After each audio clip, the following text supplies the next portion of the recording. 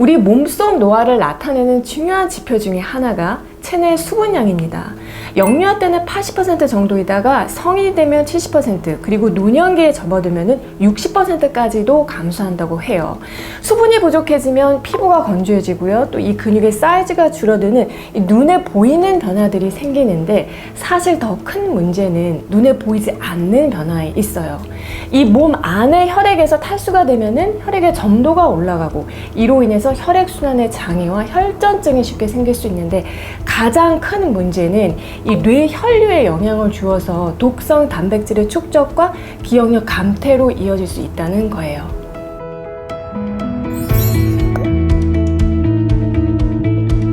안녕하세요. 정세현의 해설 라이프 레시피 정나래입니다. 우리 몸 속의 물이 이 뇌 건강에 얼마나 중요하냐면요. 알츠하이머 치매와 혈관성 치매 발생 모두 탈수와 직접적인 연관성이 있고요. 특히 젊은 연령대 이 치매 환자분들은 건강한 사람들에 비해서 이 뇌의 탈수 증상이 두드러지게 나타나는 것으로 보고되고 있습니다. 이런 상관관계에 대한 더 자세한 연구 내용들이 궁금하신 분들은 영상 아래 정보란과 댓글에 레퍼런스 남겨드렸으니까 참조하시면 이해가 더 빠르실 거예요. 그래서 가만히 있어도 그냥 땀이 줄줄 흐르는 여름철에는 특히 이 뇌로 순환하는 수분이 부족할 수가 있고요. 이로 인해서 이 뇌조직의 노폐물 배출이 잘 안 되고, 머리가 안개가 낀 것처럼 뻥한 브레인 포그 증상이 잘 생길 수가 있고요. 어르신들은 이 인지 기능이 급격하게 떨어질 수가 있습니다. 나이가 들수록 체내 수분량이 줄어들고 이 또 뇌도 탈수 상태에 쉽게 빠질 수밖에 없는 이유가 있는데요. 먼저 이 통파 기능이 약해지기 때문입니다.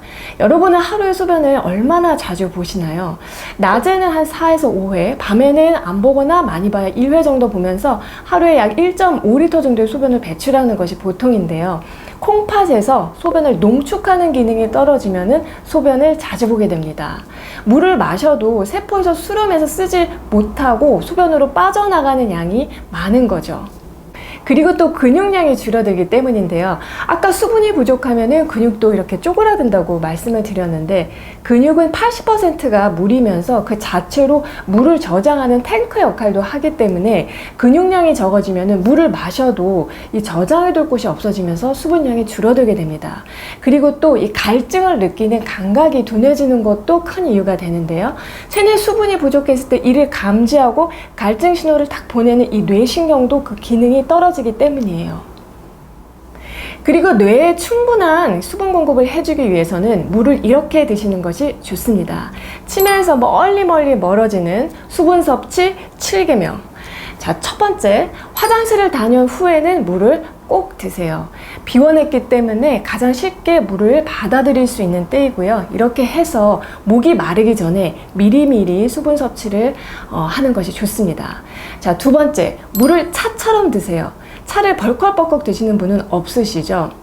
물을 한꺼번에 다량 마시게 되면은 이 혈액 속의 나트륨 농도는 똑같은데 수분량만 늘어나다 보니까 저나트륨 혈증이 생길 수가 있어요. 특히 이 맥이 약하거나 느린 분들, 즉 저혈압이거나 혈액순환이 느린 분들은 물이 갑자기 많이 들어오면은 이런 전해질 불균형이 쉽게 발생할 수 있기 때문에 주의가 필요합니다. 세 번째, 차로 물을 대신하지 마세요. 모든 차가 그런 것은 아니지만 녹차나 커피는 이뇨작용이 있기 때문에 매일 드시는 분이라면은 물 대신 차가 아니라 차를 마셨으니까 물은 더 신경 써서 추가로 섭취해 주셔야 합니다. 네 번째, 음료수를 물처럼 드시지 마세요. 설탕 음료는 당독소를 만들어서 이 뇌혈관을 부식시키고 또 염증 반응을 촉진합니다.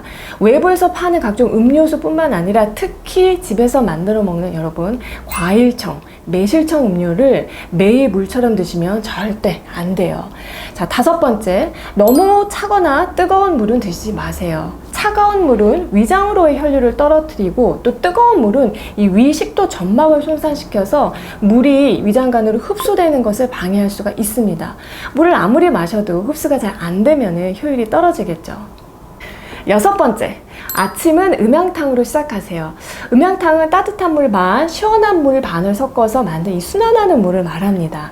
60도를 넘지 않은 온도의 이 미지근한 상태의 물을 마시면요, 이 잠자고 있던 위장관을 깨우면서 연동 운동을 활발하게 촉진하게 됩니다. 특히 물만 잘못 먹어도 체할 정도로 이 위장 기능이 약한 분들께 도움이 됩니다. 자, 7번째, 물을 마셔도 갈증이 날 때는 맹물을 드시지 마세요. 가끔 갈증이 나서 물을 마시는데도 갈증 해소가 안 되는 때가 있는데요. 이때는 물을 마실수록 탈수가 더 진행될 수가 있어요. 땀을 많이 흘리거나 갑작스러운 구토설사로 수분과 전해질이 같이 빠져나간 경우이기 때문에 맹물만 들이키면은 이 혈중 전해질 농도가 뚝 떨어지고요. 우리 몸에서는 이 전해질 농도를 맞추기 위해서 보상기전으로 소변으로 수분을 막 배출시킵니다. 이를 자발적 탈수라고 해요. 그러니까 물을 마실수록 탈수가 되는 거죠. 그래서 이때는 물 1리터에 소금을 반 티스푼 정도 추가해서 생리식염수처럼 만들어서 드셔야 탈수가 회복될 수 있습니다. 하루 물 적정 섭취량은 2리터라고 하는데 몸무게에 따라서 달라져야 하고요. 자기 몸무게에 0.03을 곱하시면 돼요. 그러니까 몸무게가 70kg라고 하면은 2.1리터가 되고요. 몸무게가 50kg라 하면 1.5리터가 되는 거죠. 그러나 엄밀히는 이 개인의 근육량 정도, 또 순환 속도, 또 콩팥 기능 정도에 따라서 달라질 수가 있고, 신장 질환 같은 일부 질환이 있을 때는 이 수분 섭취량을 오히려 제한할 필요가 있습니다. 물은 막 억지로 마셔도 부작용이 따르기 때문에 하루 몇 리터를 마시냐 보다는 한 잔을 마셔도 제대로 마시는 것이 더 중요한데요. 제가 몇 가지 팁을 알려드릴게요.